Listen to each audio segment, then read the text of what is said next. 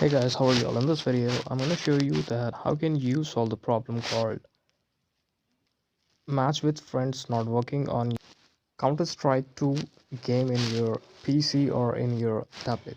So how can you solve this issue? Firstly guys, this issue is not related to the game and this is not related to any type of bug inside the game, but this is related to your device condition, your device cache, your device lagging problem or anything. You can processing speed also might affect this.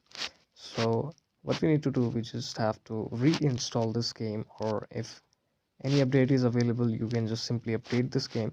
And these are some very easy and simple steps to avoid this problem and fix this issue. Otherwise you just have to delete this game from your PC or your uh, tablet and then check system requirements for the same game, and then you can play this on your PC. This is the video. Thank you so much for watching it.